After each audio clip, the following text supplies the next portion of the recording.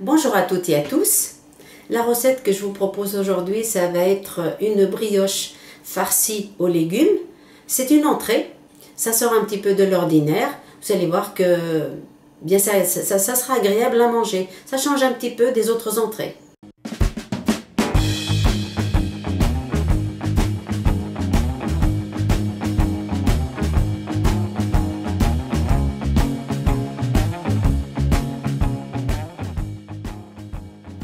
Je vais commencer par vous énumérer donc ce qui concerne la pâte. Dans mon petit saladier, j'ai une cuillère à café de sucre, une bonne cuillère de levure sèche et 2 grosses cuillères de farine blanche. Donc ça c'est pour faire mon levain. Ensuite pour la pâte, eh bien j'ai 350 g de farine complète comme celle-ci. J'ai une bonne cuillère à café de zeste de citron bio. J'ai du romarin, une bonne cuillère à soupe, donc de l'huile d'olive. Et je mettrai dans ma pâte un blanc d'œuf et je vais lier avec de l'eau tout simplement. Donc pour la farce, je vais commencer par cuire des échalotes. Je vais les émincer à la main. Il me faut aussi 4 gousses d'ail, un bon morceau de gingembre, 2 piments dont j'ai enlevé les graines pour relever un petit peu le goût. Dans mon petit pot, j'ai du cumin et de la cannelle donc pour parfumer mes pommes de terre et les épinards, donc 400 g d'épinards frais, une belle botte de coriandre.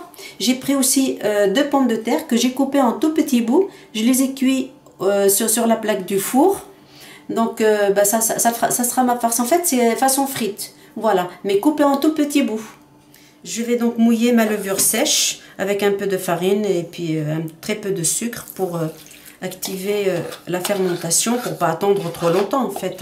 Voilà, je mélange tout ça en même temps et je vais les laisser reposer 5-6 minutes avec de l'eau chaude. Donc en 8 minutes, regardez ce que ça a fait. Ma farine est bien levée et ça réduit considérablement le temps de fermentation de la pâte. Maintenant, j'ai mis mon blanc d'œuf, j'ai mon zeste de citron, ma cuillère de romarin. Je vais mettre 2 cuillères d'huile d'olive.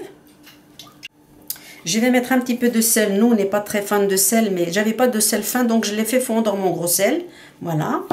Et je vais mettre ma farine qui est bien levée, bien chaude. Et je vais lier ma pâte.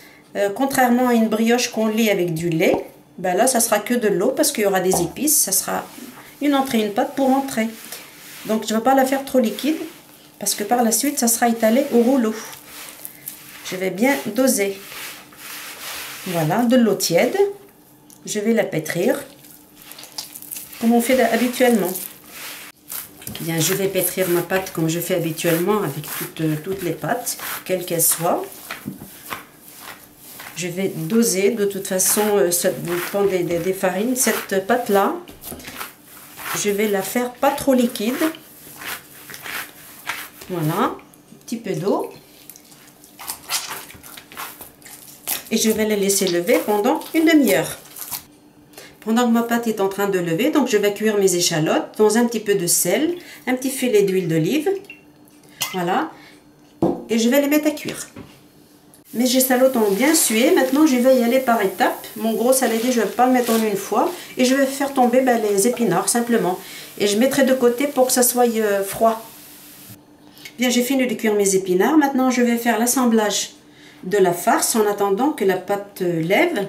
Je vais prendre une cuillère bien pleine, donc de cumin et cannelle. Je vais la mettre sur les épinards.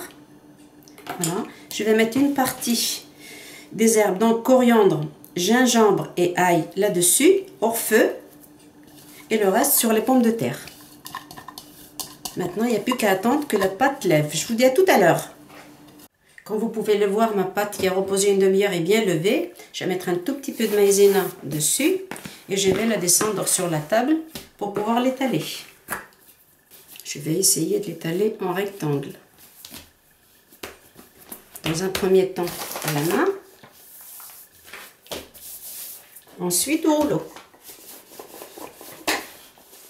Je vais mettre en premier les pommes de terre. Voilà, un petit cordon.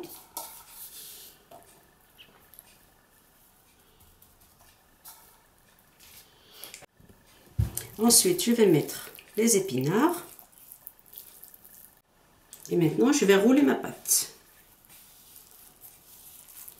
Jusque là. Ensuite, on arrête et on fait des incisions. Comme ça. Et on finit de rouler. Et voilà ce que ça donne. Et on ferme la brioche. Il n'y a plus qu'à la mettre dans le plat. Maintenant, je vais mettre la dorure, le jaune d'œuf. Et je vais le laisser reposer un petit quart d'heure avant de l'enfourner. Bien, elle a reposé pendant 20 minutes. Ma brioche, maintenant je vais l'enfourner à 220 comme le pain. Et si je vois que ça cuit trop vite, je vais diminuer le feu. C'est parti pour à peu près 30 minutes.